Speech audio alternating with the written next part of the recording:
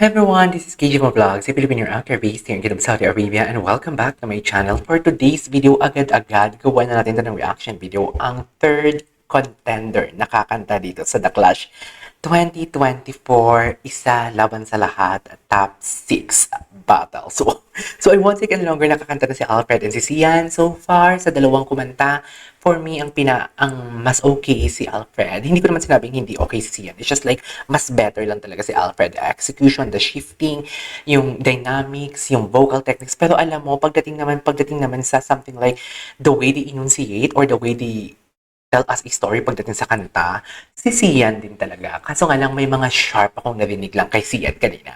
So dito, alamin natin kung sinong pangatlong kakanta for today's video. Without further ado, umpisahan na natin to. Po ang bubunot ng Clasher Picker for Ayan the na. next performer. Sino? Gwapo ni Opa?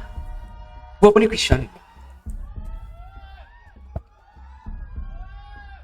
Ay, may paganyan ka talaga, Christian.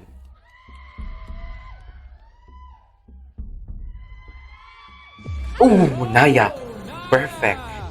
Naya. Oh my God, anong kakantahin mo, Naya? One of my favorite. Siyempre naman, guys. Maging confident naman tayo. Oh, ako naman to. Ah. Ako na to. I am so proud of you that Ay, you umiyak come talaga this siya. far. And yeah, Parang siyang si Rachel Ango, no? Alfred, Kamukha niya. may mga notes siya na sobrang head tone, which is mas Kamukha niya si Rachel Ango. Aminado Favorite. naman, galing talaga siya. Pero minsan, Favorite. ang Favorite ko si focus Angel niya D. kasi is sobra na sa rock. Fourth, Vin. Vin, Sobrang yeah. ang boses niya, minsan nag-oversing. Simula nung callback pa lang, sabi ko, nandito naman na ako, hindi ko pa ba ibibigay yung lahat ko? True. Ano kakantahin mo, dear? Hinangang panahon? Ay, panahon. Kung hindi man dumating sa atin ang panahon. Tama ba? Ay, kailangan kita. Ay?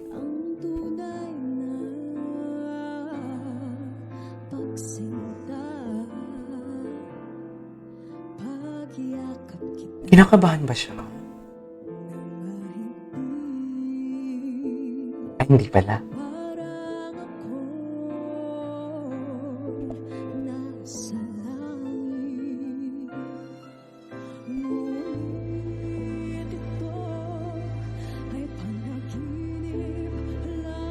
Grabe yung emotion.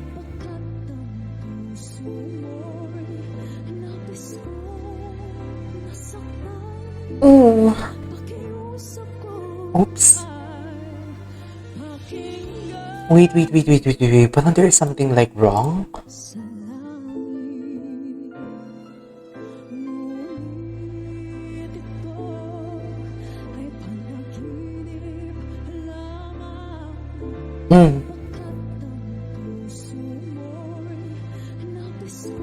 Kinakabahan siya.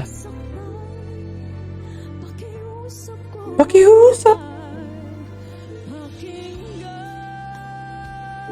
Ito na.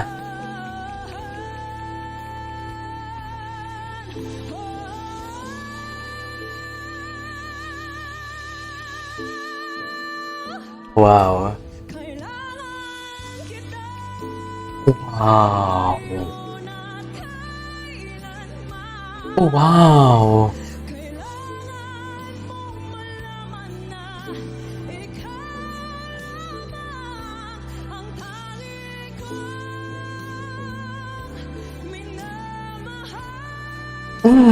Itawid mo yan. Okay.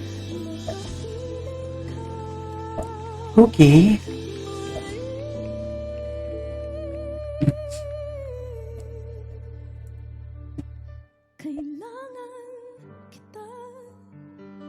Grabe yung mata niya.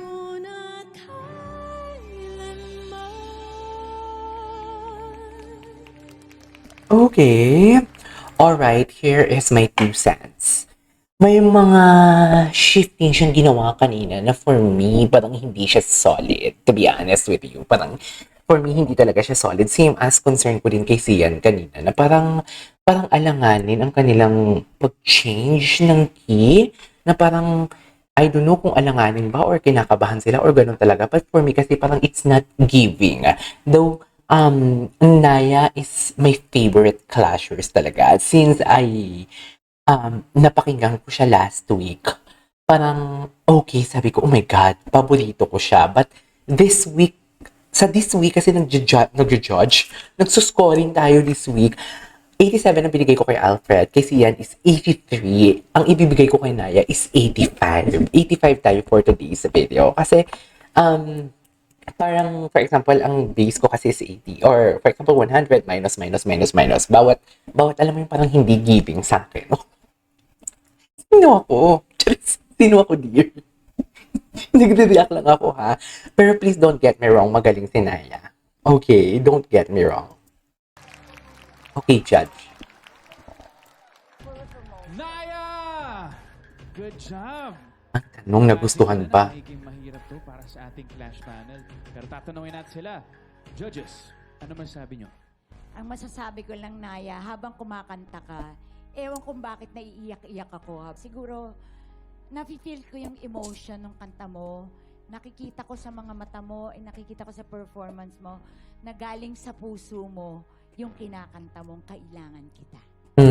Sa Sa chorus pagkakakala ko part, sa'yo, ang ganda na. yung kailangan kita is si God. Right? Aww. Sabi ko na nga ba eh. Kaya siguro naiyak-iyak din ako. Parang, Lord, kailangan kita ngayon. Go. Congratulations, Naya. Ang galing ng performance mo. Naya, I just love your voice. Ang ganda ng control mo, yung emosyon na inilagay mo. Maganda. I love your performance and looking forward kung ano pa ang mai-offer mo sa aming lahat. Congratulations. Thank you so much. Naya. Yes. So, akala Hindi na sila nag-critic masyado. Tapos parang sisigaw ka ng Nabitin si Christian. pero ang ginawa mo is it's like a silent power inside na parang nag-glow.